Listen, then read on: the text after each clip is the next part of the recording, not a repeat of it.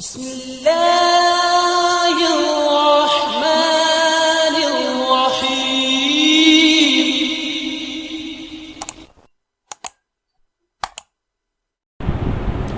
الحمد لله نحمده ونستعينه ونستغفره ونؤمن به ونتوكل عليه ونعوذ بالله من شرور أنفسنا ومن سيئات أعمالنا من يهده الله فلا مضل له ومن يضلله فلا هادي له ونشهد أن لا إله إلا الله وحده لا شريك له ونشهد أن سيدنا وسندنا وشفيعنا وحبيبنا وأولانا ومولانا محمدا عبده ورسوله أرسله الله تعالى بالحق كافة للناس بشيرا ونذيرا وداعيا إلى الله بإذنه وسراجا منيرا. أما بعد فأعوذ بالله من الشيطان الرجيم الذي يراك حين تقوم وتقلبك في الساجدين.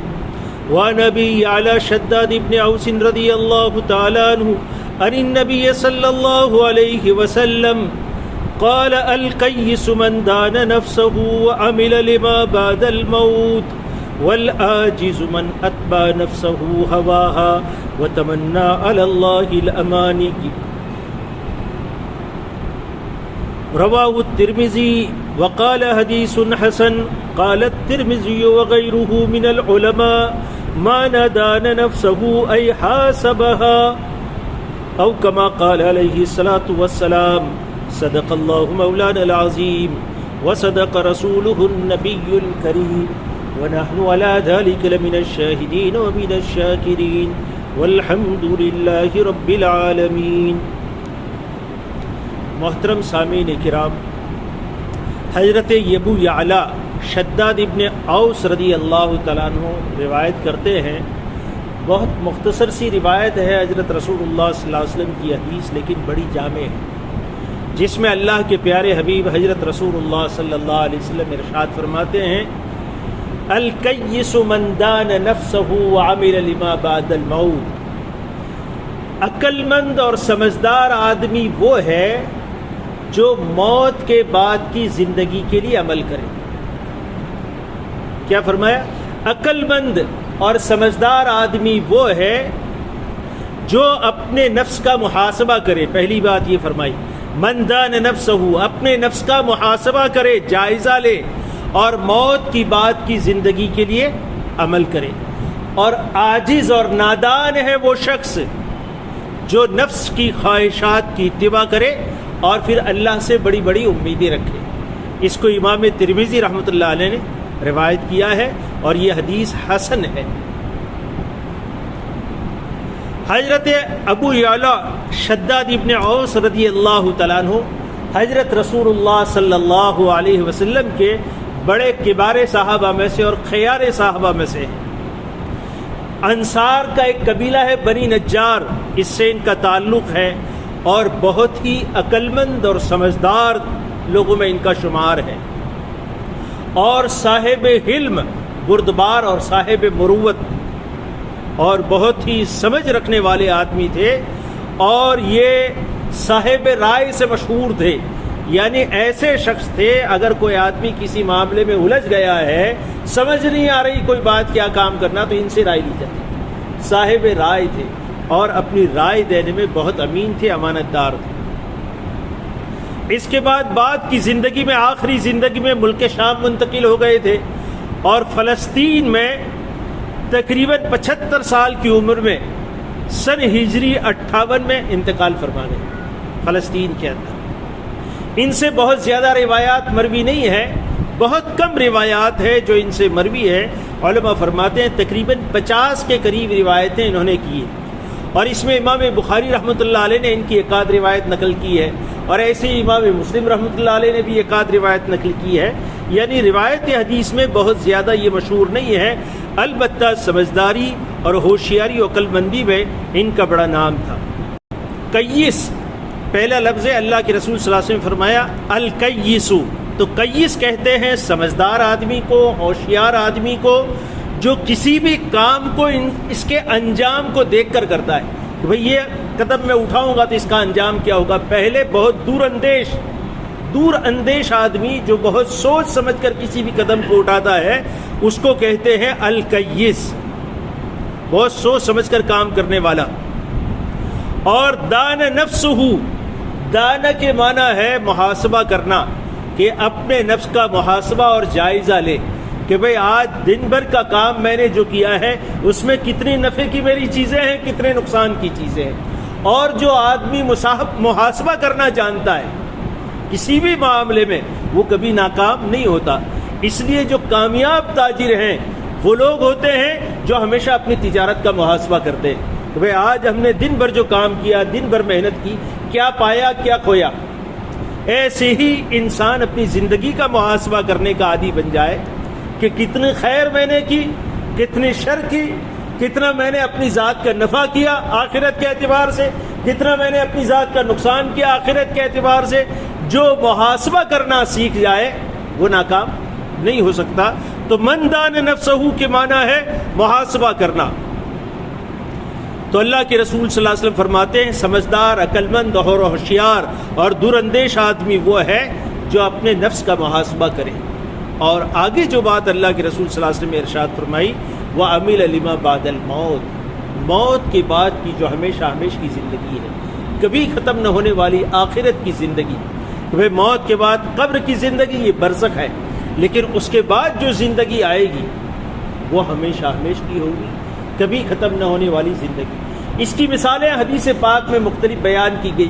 ایک حدیث میں اللہ کے پیارے حبیب حضرت رسول اللہ صلی اللہ علیہ وسلم ارشاد فرماتے ہیں موت کے بعد کی زندگی کی مثال کہ بھئی ایک گہرا سمندر ہے بہت بڑا، اس میں ایک آدمی اپنی انگلی ڈالتا ہے، انگلی کی نوک پر جو پانی کی بوند آتی ہے وہ دنیا کی زندگی کی مثال ہے، اور باقی جو پورا گہرا سمندر ہے وہ موت کے بعد کی ہمیشہ کی کبھی ختم نہ ہونے والی زندگی کی مثال ہے. ایسے ہی علماء نے ایک مثال بیان کی کہ بھئی موت کے بعد کی زندگی ایسی ہے، اس کی یعنی اتنی لامحدود زندگی ہے کہ یہ زمین و آسمان کے درمیان میں جو خلا ہے اسے رائی کے دانوں سے بھر دیے جائے اور اس پر ایک پرندہ بٹھایا جائے، وہ سال میں ایک مرتبہ ایک دانہ اس سے چگے تو ایک وقت آئے گا اس کے بعد بھی وہ سارے دانے ختم ہو جائیں گے، لیکن موت کے بعد کی جو ہمیشہ کی زندگی ہے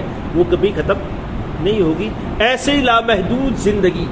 تو ہوشیار اور سمجھدار آدمی وہ ہے، دور اندیش وہ ہے، اس موت کے بعد کی ابدالآباد کی زندگی کی راحتوں کے لیے کام کرے. والعاجز، اور عاجز اور نادان آدمی وہ ہے جو خواہشات نفس کی اتباع کرے اور پھر اللہ سے بڑی بڑی امیدیں رکھیں کہ بھئی اللہ معاف کرنے والے ہیں، اللہ رحم کرنے والے ہیں، اللہ نقطہ نواز ہیں.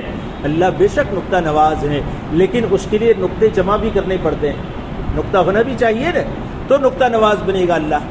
لیکن کوئی نقطہ ہی نہیں ہے تمہارے پاس اور پھر اللہ سے امید رکھو کہ اللہ نقطہ نواز ہے، یہ خیالستو محالستو جنون، یہ نادانی کی بات ہے، بے وقوفی کی باتیں ہیں، اس میں کوئی اس کا نتیجہ نہیں نکل سکتا.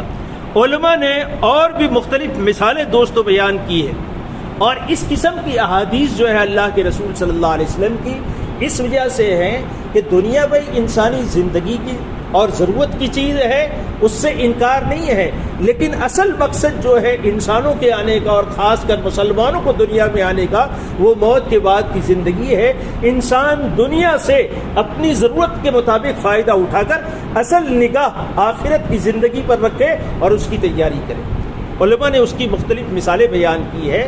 ایک مثال علماء یہ بیان کرتے ہیں کہ بھئی ایک شخص ہے جنگل کے اندر، شیر نے اس کا پیچھا کیا ہے، وہ بھاگ رہا ہے، دوڑ رہا ہے، اور دوڑتے ہوئے ایک درخت پر نظر اس کی پڑی، وہ درخت پر چڑھ گیا فوراً جٹ سے. شیر سے بچنے کے لیے درخت پر چڑھنے کے بعد جس ٹہنی پر وہ بیٹھا ہے وہاں سے نیچے نظر کرتا ہے تو اس کی نظر پڑتی ہے ایک گہرا گڈھا ہے، اور اس گڈھے میں ایک اژدہا ہے جو منہ کھولے پڑا ہے اور اس آدمی کے گرنے کا انتظار کر رہا ہے. اور اسے دیکھنے کے بعد پھر اس نے اس ٹہنی کی جڑ میں دیکھا کہ 2 چوہے ہیں وہاں، ایک کالا چوہا ہے ایک سفید چوہا ہے، اور وہ دونوں چوہے اس ٹہنی کو کتر رہے ہیں۔ اور یہاں کترنے میں چوہوں کی مثال اس لیے دی گئی کہ کترنے میں جو مہارت چوہوں کو حاصل ہے وہ ان کے کترنے کا انداز یہ ہے، مثلا اگر آپ کے پاؤں میں، آپ کے انگوٹھے میں، آپ کے جسم میں اگر وہ کترنا چاہے تو پورا انگوٹھا کھا جائیں گے، آپ کو پتہ نہیں چلے گا کہ اس نے کتر لیا ہے۔ کترنے میں چوہوں کو اتنی مہارت ہے، اور اگر کترنے پر آتے ہیں تو بڑی بڑی لائبریریاں، بلکہ مال کے خزانے چوہے کتر جاتے ہیں، مالک کو پتہ نہیں چلتا کہ چوہے نے کتر کر رکھ دیا۔ اس لیے یہاں کترنے میں چوہوں کی مثال دی گئی۔ 2 چوہے ہیں جو ٹہنی کو کتر رہے ہیں، ایک سفید چوہا ہے ایک کالا چوہا ہے۔ اس نے گڈھے کو دیکھا پھر چوہے کو دیکھا، اور اس کے بعد پھر یہ سب بھول گیا۔ اچانک اس کی نظر شہد کے چھتے پر پڑی جو اس سے بالکل قریب تھا۔ اس نے شہد کے چھتے پر انگلی لگائی اور اسے چاٹا، اسے مزہ آ گیا، بہت اچھا لگا، میٹھا لگا۔ وہ شہد میں مشغول ہو گیا، وہ چوہوں کو بھی بھول گیا اور وہ اس اژدہے کو اور کھڈے کو بھی بھول گیا۔ علماء فرماتے ہیں کہ یہ مثال انسانی زندگی کی مثال ہے۔ ٹہنی جو ہے وہ انسانی زندگی ہے، اور جو گڈھا ہے وہ آخرت کی زندگی ہے اور قبر ہے، اور جو 2 چوہے ہیں سفید اور کالا چوہا وہ دن اور رات ہے جو مسلسل انسانی زندگی کے ختم کرنے میں لگے ہوئے ہیں۔ ایک دن یہ ٹہنی کٹے گی اور اسے کھڈے میں گرنا ہے۔ اگر وہ اس سے پہلے اس کا انتظام کر لے بچنے کا اس سے تو ممکن ہے، لیکن وہ اس انتظام میں نہیں ہے، بلکہ وہ ہے شہد کے کھانے میں۔ تو شہد کی لذت یہ دنیا کی خواہشات اور دنیا کی لذتیں ہیں۔ ہم سب کی مثال یہ ہے کہ ہم دنیا کی لذتوں کے حاصل کرنے میں پڑے ہیں، نہ ہمیں اس گڈھے کی فکر ہے، نہ دن اور رات جو مسلسل کٹ رہے ہیں ہماری زندگی کو ختم کر رہے ہیں، نہ اس کی ہمیں کوئی پرواہ ہے۔ ایسے ہی ایک مثال علماء دیتے ہیں، ابن حزم نے اس مثال کو بیان کیا ہے۔ وہ بیان کرتے ہیں، ابن حزم فرماتے ہیں کہ انسانی زندگی کی مثال ایسی ہے جیسے انسان کسی 2 راہے پر کھڑا ہے۔ 2 راستے ہیں، ایک راستہ ایسا ہے جو بہت تنگ راستہ ہے، اس پر کانٹے دار جھاڑیاں ہیں، راستے میں کھڈے ہیں اور تھوڑا طویل بھی ہے، لیکن اس کی انتہا جو ہے اس راستے کی اور اس کی منزل جو ہے وہ بہترین باغ پر ختم ہوتا ہے۔ وہاں پھول اور پھلواریاں ہیں، وہاں میٹھا پانی ہے، چشمے ہیں، بہترین مکانات ہیں، راحت و آرام کی جگہ ہے وہاں۔ اور دوسرا ایک راستہ ہے، وہ کشادہ راستہ ہے، اس پر باغات ہے، پھول پھلواریاں ہے، پانی کا بھی انتظام ہے، ٹھنڈی ہواؤں کا بھی انتظام ہے، لیکن اس راستے کی انتہا اور اس راستے کی جو منزل ہے وہ سخت گھاٹی ہے اور ایسی وادی ہے جہاں زہریلے جانور ہیں، سخت آگ وہاں بھڑک رہی ہے، وہاں گہرے گہرے کھڈے ہیں، اور یہ 2 منزلیں ہیں، اور ان 2 منزلوں تک پہنچنے کے یہ 2 راستے ہیں۔ یہ ان 2 منزلوں تک پہنچنے کے یہ 2 راستے ہیں۔ اب لوگوں کو معلوم ہے جو ان 2 راہوں پر کھڑے ہیں انہیں کہ بھئی راستوں کی حالت یہ ہے اور منزل کی حالت یہ ہے۔ جو تنگ راستہ ہے اس کی منزل راحت والی ہے، اور جو راحت والا راستہ ہے اس کی منزل زہریلے جانوروں پر ختم ہوتی ہے اور سخت گھاٹی ہے، ڈراؤنی گھاٹی ہے۔ اب آپ سمجھ سکتے ہیں کہ بھئی سمجھدار آدمی کون سے راستے کو یعنی چوز کرے گا، کون سے راستے کو منتخب کرے گا۔ کہ بھئی تھوڑی سی راستہ گزرنے کی تکلیف تو ہم برداشت کر سکتے ہیں، لیکن مستقل تکلیف کو ہم برداشت نہیں کر سکتے۔ سمجھدار آدمی یہ ہے۔ اور ایسے ہی کہ بھئی ہم مستقل راستہ تو تھوڑا سہولتوں والا ہے، لیکن آگے مستقل تکالیف ہے، آدمی اس راستے کو اختیار نہیں کرے گا۔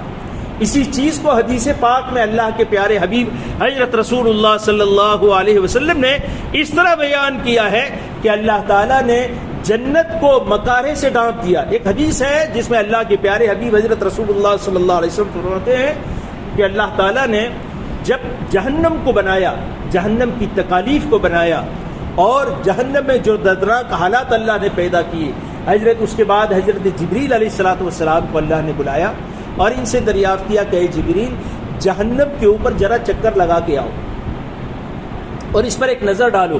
حضرت جبریل علیہ السلام نے جہنم دیکھنے کے بعد دریافت کیا، اے باری تعالیٰ یہ جہنم اور یہ عذابات، یہ تکلیفیں تو نے کس کے لیے بنائی ہیں؟ اللہ تعالیٰ نے کہا میں نے اپنے بندوں کے لیے بنائی ہے۔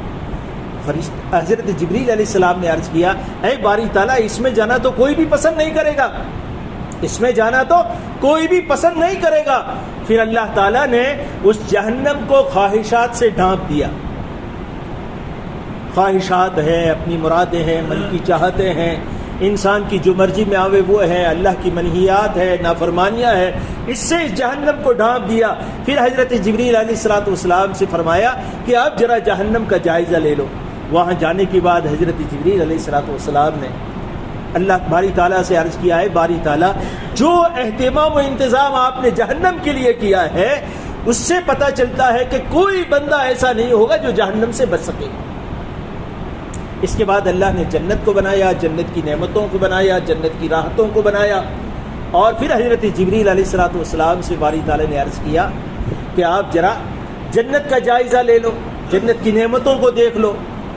حضرت جبریل علیہ السلام وہاں جانے کے بعد باری تعالیٰ سے عرض کیا، اے باری تعالیٰ یہ جنت تو نے کس کے لیے بنائی ہے؟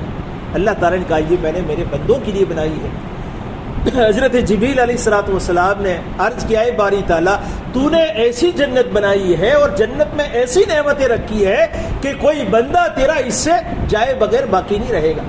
اللہ تعالیٰ نے اس جنت کو پھر مکارے سے، تکلیفوں سے اور پریشانیوں سے، دنیا میں مجاہدوں سے اور اللہ کے حکموں کو پورا کرنے سے ڈھانپ دیا۔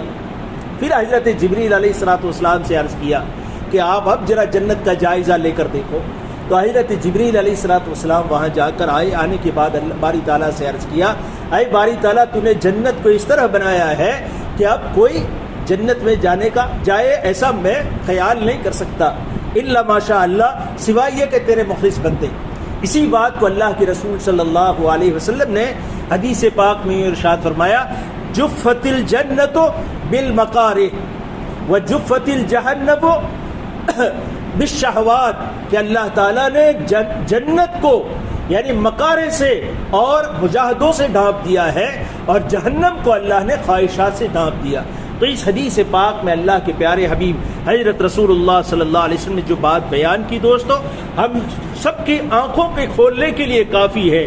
اللہ کے رسول صلی اللہ علیہ وسلم فرماتے ہیں کہ بھائی عقل مند اور سمجھدار اور دور اندیش آدمی وہ ہے جو اپنے نفس کا جائزہ لے اور موت کے بعد کی زندگی کے لیے عمل کرے، اور نادان اور عاجز ہے وہ آدمی جو اپنے خواہشات کی اتباع کرے اور پھر اللہ سے بڑی بڑی امیدیں رکھے۔ اللہ تعالی ہمیں ان باتوں کو سمجھنے کی، اس پر عمل کرنے کی توفیق عطا فرماوے۔ وآخر دعوانا ان الحمد للہ رب العالمین۔